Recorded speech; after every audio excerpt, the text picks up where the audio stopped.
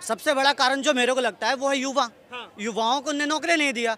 अग्निवीर जैसी योजना लाकर जो लोग फौज में जाना चाहते हैं उनको बोले देखो बेटा आपको फौज में जाना है, कोई नहीं आप आ जाओ, फिजिकल कर लो, रनिंग कर लो, सारा एग्जाम क्लियर कर लो, 4 साल नौकरी करो, 25 साल की आयु में आप रिटायरमेंट हो जाओ। बाकी मैं 75 साल की उम्र में देश के सामने जाके बोलूँगा भाई और बहनों फिर से एक बार मोदी सरकार। 75 साल की उम्र में उनको देश सेवा करना है। फैजाबाद अयोध्या में जब राम मंदिर बन रहा था उसकी मतलब सुंदरता के लिए, अच्छी के लिए चौड़ीकरण सड़कों किया गया, जिसमें बहुत सारे घर को तोड़ दिया गया और घर तोड़ने के बाद मुआवजा के नाम पे उन लोगों को काफी कम पैसा जो दिया कैंडिडेट का चयन हुआ उसके बाद कैंडिडेट के जो कुछ स्टेटमेंट्स रहे वो उनके अगेंस्ट गए। तो वो कैंडिडेट की कमियों की वजह से वो चुनाव, और उसके बाद विपक्ष का एक नया झूठ, विपक्ष का झूठ कि संविधान खत्म कर देंगे, उस आरक्षण खत्म कर देंगे। कई बार क्या होता है अति उत्साह और अति आत्मविश्वास हमेशा खतरनाक होता है।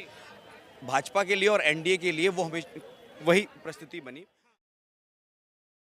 नमस्कार, आप देख रहे हैं अलका टुडे और मैं हूं आपके साथ विनायक कुमार। देश की राजधानी दिल्ली में मौजूद हूं, लेकिन पूरे देश का माहौल बदल चुका है, क्योंकि एक तरफ भारतीय जनता पार्टी का नारा था 400 पार, वहीं विपक्ष ने साफ तौर पे कह दिया था कि इस बार भारतीय जनता पार्टी 400 पार नहीं जाएगी। बहरहाल जिस जगह पे जो है राम मंदिर बना वहां से बीजेपी हार गई। अब उस चीज को लेकर जो है आम जनता कई तरह के बातें कह रहे हैं कि आखिर जो राम को लाए और उन्हें जो है राम ने आखिर क्यों लौटा दिया। अब इस चीज को लेकर आम जनता से जुड़ते हैं, बातचीत करते हैं कि क्या वाकई में जो है राम जी ने बीजेपी को नकार दिया या फिर देश के लोगों ने जानबूझकर 400 पार नहीं करवाया। क्या नाम है आपका? सुधीर शर्मा। अच्छा शर्मा जी, क्या कहेंगे? 400 पार का नारा था लेकिन वो 400 पार नहीं हो पाया। देखिए, पहली चीज जो 400 पार का नारा था वो बीजेपी का नहीं था, वो एनडीए का था। उसमें आप करेक्शन कीजिए। एनडीए में ये कह सकते हैं कि ने भी अपने मुंह से कहा था आपकी बार 400 पार एनडीए के लिए कहा था। तो दूसरा एक चीज आपने जो कहा कि पार नहीं हो पाया, देखिए कई बार क्या होता है अति उत्साह और अति आत्मविश्वास हमेशा खतरनाक होता है। भाजपा के लिए और एनडीए के लिए वो हमेशा वही परिस्थिति बनी कि ओवर कॉन्फिडेंस ले डूबा, और कुछ ओवर कॉन्फिडेंस भाजपा के जो वोटर्स रहे उनको भी ले डूबा कि मोदी जी ने कहा है 400 पार, साला 400 पार नहीं होगा, 300 पार तो 350 पार हो गई। आखिर चूक कहाँ रह गई जिसकी वजह से भारतीय जनता पार्टी 400 पार नहीं कर? देखिए, मैं उसमें आपको बताता हूँ, उसके लिए एक फैक्टर नहीं है, उसके लिए कई फैक्टर है।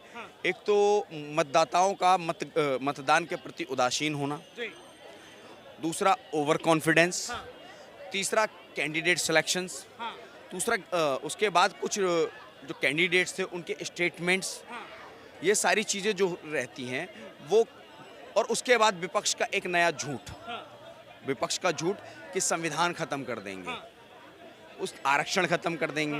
लेकिन इस तरह के बयान जो है, एक मिनट सर यहाँ पे रोकूंगा, जिस तरह जो ये बयान जो था संविधान खत्म कर दूंगा, ये आपने सुना होगा, बीजेपी के कई नेता ही ऐसे बिल्कुल बोला, बिल्कुल बोला, और विपक्ष ने उसको टारगेट किया और विपक्ष उसमें सफल भी हुआ। और अच्छी बात है, मजबूत विपक्ष होना देश के लिए और लोकतंत्र के लिए बहुत जरूरी होता है, तो उसमें कोई बुराई नहीं है। एनडीए ने सरकार बनाई है और एनडीए में अभी 308 हो गए हैं। एक शब्द में अयोध्या को लेकर क्या कहेंगे? पहली चीज, अयोध्या मत बोलिए, वो फैजाबाद सीट है। फैजाबाद सीट बोल लीजिए। अयोध्या इस वजह से आ गया क्योंकि जहाँ पे राम मंदिर है, प्रभु श्री राम है, तो वहाँ पे अयोध्या लोगों को। सर वो बात ठीक है आपकी, तो वो वहाँ के कैंडिडेट की कुछ गलतियों की वजह से वो हारे हैं, और बहुत ज्यादा मार्जिन से नहीं हारे हैं। 85,000 का मार्जिन था, इससे ज्यादा का मार्जिन नहीं है जैसे। और उसके बाद वहाँ पे जो कैंडिडेट का चयन हुआ उसके बाद कैंडिडेट के जो कुछ स्टेटमेंट्स रहे वो उनके अगेंस्ट गए, तो वो कैंडिडेट की कमियों की वजह से वो चुनाव लॉस गए। क्या कहेंगे, क्या सच में जो है जहाँ पर 4 विधानसभा में भारतीय जनता पार्टी के विधायक हो और वहाँ पर जो है उनका सांसद जो लोकसभा चुनाव लड़ता है वो हार जाता है, क्या कहेंगे? देखो, मेरे को यूपी के लिए क्लियर टेक है, उसमें यूपी वो मोदी जी हारे उसमें बहुत सारे रीज़न है। मेरे को लगता है पहला रीज़न जो है वो उनके जो नेता थे ब्रिजभूषण सिंह, उनने पहलवानों के साथ जो भी किया अभी तक क्लियर नहीं हुआ है, तो मोदी जी ने उससे अपने पार्टी से नहीं निकल किया। पहला मेरे को लगा जनता में ये राउंड फिगर उसके खिलाफ चला गया। सेकेंडली ये था जब फैजाबाद अयोध्या में जब राम मंदिर बन रहा था उसकी मतलब सुंदरता के लिए, अच्छी के लिए चौड़ीकरण सड़कों किया गया, जिसमें बहुत सारे घर को तोड़ दिया गया, और घर तोड़ने के बाद मुआवजा के नाम पे उन लोगों को काफ़ी कम पैसा दिया गया, या फिर पैसा भी दिया गया तो लोगों को लगा कि जो मेरा घर फ्रंट पे था रोड के, वो काफ़ी ज़्यादा अंदर दे दिया गया। वहाँ के लोग नाराज़ थे। सेकंड चीज़, वहाँ पर कैंडिडेट फैक्टर, जो अखिलेश यादव ने बहुत ही सूझबूझ से एक अच्छा पार्टी का आंकड़ा था इस बार कि हम जो है 60 से 70 सीटें लाएंगे, लेकिन अगर आप देखें तो सीधे आधे पे आ गए, 50%। उनके पीछे कारण बताता रहा हूँ मैं। सबसे बड़ा कारण जो मेरे को लगता है वो है युवा। युवाओं को उन्हें नौकरी नहीं दिया।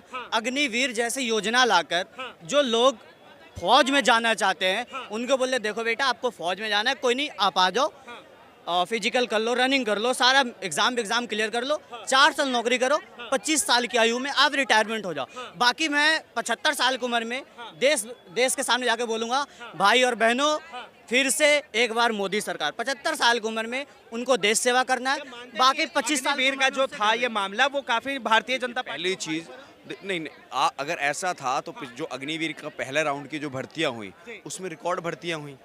अगर अग्निवीर से इतनी ही प्रॉब्लम थी तो अग्निवीर में इतनी रिकॉर्ड भर्तियां ही नहीं होती, लोग फॉर्म ही नहीं भरते। 22 लाख से ज़्यादा फॉर्म भरे गए थे, और तो इससे पता लगता है कि कितना हुआ उसमें? 22 लाख फॉर्म भरे गए थे।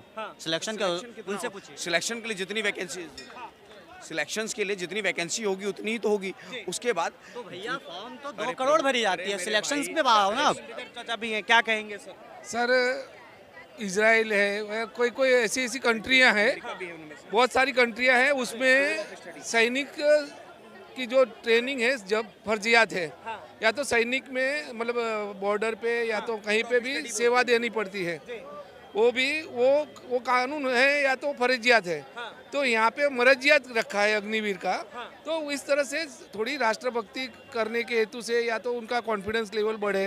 लेकिन जिस तरह से उसका देश के ऊपर, युवाओं के ऊपर निगेटिव इम्पैक्ट पड़ा। मेरी बात सुनो सर, मैं ये कहना, मैं आरएसएस का कार्यकर्ता हूँ। पहली बात तो मेरा खुद का इंट्रोडक्शन दे रहा हूँ। हम विदाउट कुछ भी पैसे लिए बिना सेवा करते हैं, कहीं आपत्ति आती है राहत में, ये सब।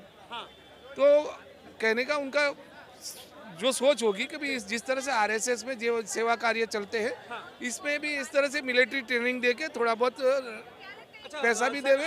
आरएसएस से जुड़े हैं, आरएसएस से 1 मिनट एक सवाल इनसे ले लेता हूँ। एक सवाल, 1 मिनट रुक जाइए। एक सवाल आपसे ले लेता हूँ। जिस तरह से एक नेता का बयान भी आया भारतीय जनता पार्टी का कि वो कहते हैं अब मुझे आरएसएस की जरूरत नहीं, तो क्या लगता है इसका भी खामियाजा बीजेपी को भुगतना पड़ा? बात सुनो, आरएसएस जो है ना वो थर्ड है, पैड का जो मेन जो थर्ड होता है वो थर्ड बोलते हैं। बाकी की सारी ब्रांचेस है, भारतीय जनता पार्टी, किसान संघ, विद्यार्थी परिषद, बराबर, मजदूर संघ, बहुत सारे मतलब लोग, मेरे ख्याल से 35-40 उनके आयाम हैं।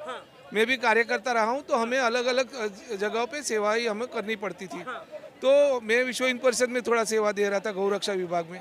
इस तरह से अलग अलग लोगों की अलग अलग ब्रांचेस है, तो भारतीय जनता पार्टी भी उसकी ब्रांच है।